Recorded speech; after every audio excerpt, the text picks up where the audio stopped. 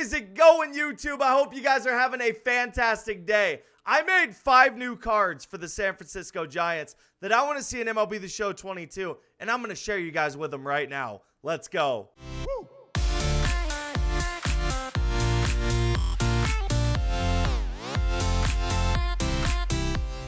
If you guys missed the 5 new cards that I made for the Colorado Rockies, make sure you guys go back and check out that video. I made a new playlist on the channel called New Card Videos. Every episode that we do of this, it's going to be in there. So if you miss your favorite team, look in there, and there might be a video for them. I also want to give a huge shout out to the Show Zone because their website is how I make all these cards. They have an MLB The Show card builder in there that I am linking in the description down below. So if you guys want to make your own cards, you can click on that link and go do so. But without further ado, let's get into these 5 San Francisco Giants cards. And let me just say, this team had a lot of good options, and I would love to see some of these in next year's game. We are going to be starting out with the most obvious one. And honestly, if somebody came up to me and said, you can add 3 cards into MLB The Show 22, this would be one of them. I don't care if you call him John Dowd. I don't care if you call him Reggie Stalker. But 99 overall Barry Bonds. On the website that I use to build the cards, there's no option for signature series or milestone series. But that's probably what I would go with if I was building an ideal Barry Bonds card. But for the sake of the video, I went with a Prime Series card. In all reality, this one's pretty self-explanatory. He has the most home runs all time, 762. He has the most walks all time by far. A 7-time MVP, 14-time All-Star. He also won 8 Gold Gloves that people forget about and 12 Silver Sluggers. The range that I selected for this Prime card is between 2001 and 2004, in which Barry Bonds never had an OPS under 1278. And in 2004, the last year of the range of this Prime Series card, he had a 609 on base percentage. Think about that. 609 on base percentage. This man was getting on base 6 out of 10 times. That is crazy. That same year in 2004, he only had 40 strikeouts as well. This is also wild.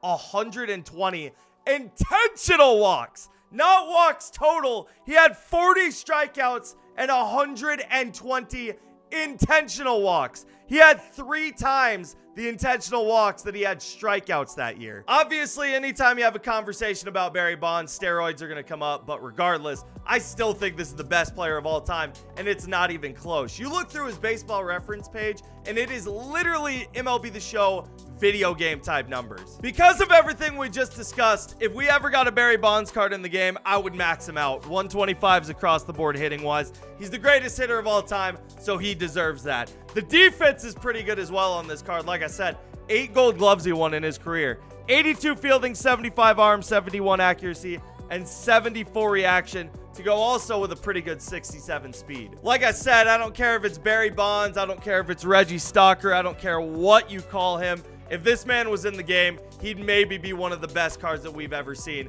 So that is why we need him in MLB The Show 22. It's hard to follow up Barry Bonds, but the next card that we are going to look at is arguably one of the greatest second basemen in MLB history. That is 99 overall Jeff Kent. I decided to give Jeff Kent an All-Star Series card for the year 2000 because this man went absolutely diabolical that year. He had a slash line of 334, 424, and 596, which was good for a 1021 OPS. He also had 33 home runs and 125 RBIs that year. He was an all-star, he won the Silver Slugger, and he won the National League MVP. He was a reverse splits guy that year, which made the attributes on his card very interesting. He had 28 home runs versus righties and only 5 versus lefties. The slugging percentage versus righties was 620, and again, only 524 versus lefties. It makes a lot of sense to give Jeff Kent either an All-Star Series or an Award Series card for his 2000 season, but he could also have a very good Signature Series card. He hit 377 career home runs, which is most all-time by second baseman in MLB history. 560 doubles, 4th all-time in MLB history by a second baseman, and a 500 slugging percentage, which is the 2nd best all-time among second basemen.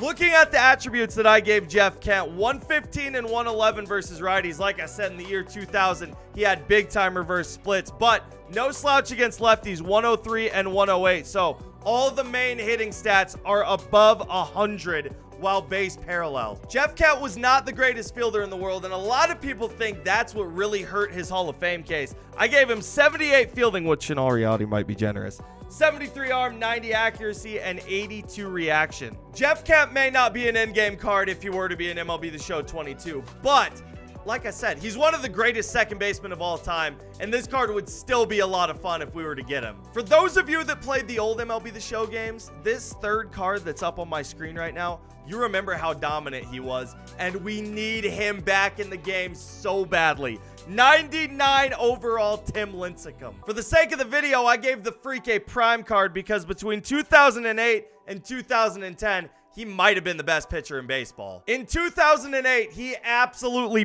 burst onto the scene. He went 18-5 with a 2.62 ERA. He led the entire National League in winning percentage, strikeouts, FIP, hits per 9, home runs per 9, strikeouts per 9. He was an all-star. He won the Cy Young, and he received MVP votes. He didn't slow down in 2009. He went 15-7 with a 2.48 ERA. This year, he led the league in complete games, complete game shutouts, and for the second year in a row, he led the league in strikeouts, FIP, and strikeouts per 9. For the second year in a row, he was an all-star. He won back-to-back Cy Youngs, and he received more MVP votes. 2010 was definitely the worst of the 3 years, but how could you top the last 2 years? He won back-to-back Cy Youngs, for goodness sakes. But in 2010, he went 16-10 with a respectable 3.43 ERA. He led the league again for the third year in a row in strikeouts and Ks per 9, and he was an all-star again. In that span between 2008 and 2010, Tim Lincecum by far led all of Major League Baseball in strikeouts. He had 753 Ks in those 3 seasons. The next closest was Justin Verlander, who was more than 100 strikeouts away from him. With that said, he obviously led all of baseball in strikeouts per 9 as well, and he also had the 5th lowest ERA between 2008 and 2010. So that 3-year stretch, like I said, was absolutely nutty for the Freak, and that's why this card is so juiced. I gave him 108 stamina, 116 hits per 9, 122 Ks per 9, only 85 walks per 9. If you found a knock on Tim Lincecum, it would have been the control. He definitely walked some people. 119 home runs per 9, 115 pitching clutch, 95 control, 95 velo, and 99 break. He also had a repertoire that absolutely plays in the current MLB The Show games: a 4-seam, a splitter, slider, 12-6, and a sinker. Like I mentioned earlier, this exact card that you guys see on your screen right now, card art and everything, we used to get in older MLB The Show games, and he was dominant. He was in every endgame rotation, and goodness gracious, we need him back in the game. Card number 4, and one of my favorite pitchers of all time when I was growing up, 99 overall Brian Wilson. His 2010 postseason was one of the best all time. Obviously, the Giants won the World Series that year. But if we got this man a postseason card, he might be an endgame closer. Before we look at Brian Wilson's postseason that year, let's take a look at his regular season. He threw 74 2/3 innings. He had a 1.81 ERA, and he led all of Major League Baseball with 48 saves. He was an all-star. He received Cy Young votes as a reliever, and he received MVP votes. I know what you're probably thinking. There's no way that Brian Wilson was able to outdo his regular season in the playoffs that year, right? No, he absolutely was. He turned it up to another level in the 2010 postseason. Over the span of the entire playoffs, he threw 11 2/3 innings. He had 6 saves. He only gave up 5 hits. He had more saves than he allowed hits against him in that postseason.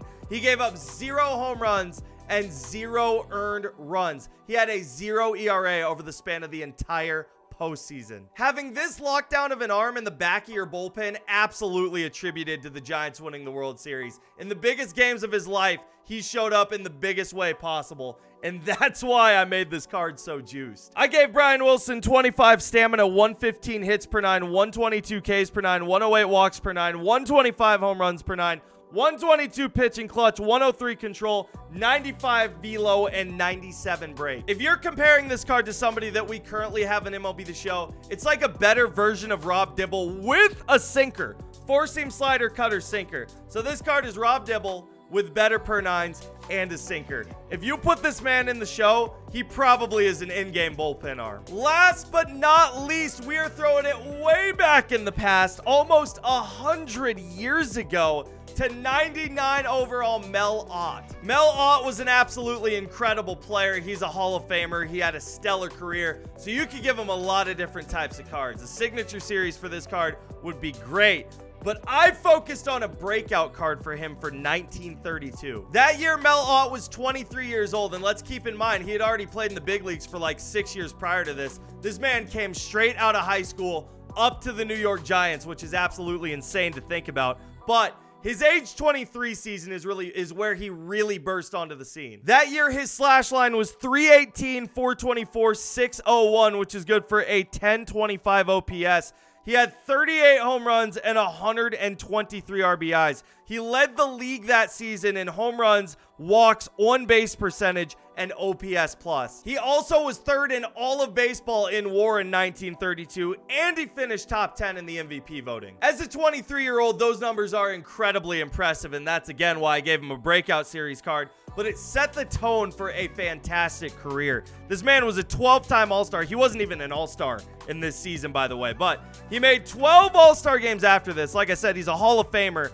When he retired, he held the National League record for home runs, which is 511 at the time. He also led the entire National League in runs scored, RBIs, total bases, walks, and extra base hits. So the day that Mel Ott retired, there is a great case for him being the best player in National League history. As you can see, Mel Ott was definitely known for the big-time bat. I gave him 115 contact right, 111 contact left, 107 and 101 on the power with 118 vision, 125 discipline, and 105 clutch. Fielding is where he lacked a little bit in the outfield. 74 fielding I gave him with a 70 arm, 65 accuracy, and 81 reaction to go with 47 speed. I know some MLB The Show players don't get super excited about these old-timey legends like this, but like I said, he was arguably the best player in National League history the day that he retired. So I think it would be very cool to show him some love and give him a card. Some honorable mentions that I was thinking about for the San Francisco Giants. Two came to mind. Matt Cain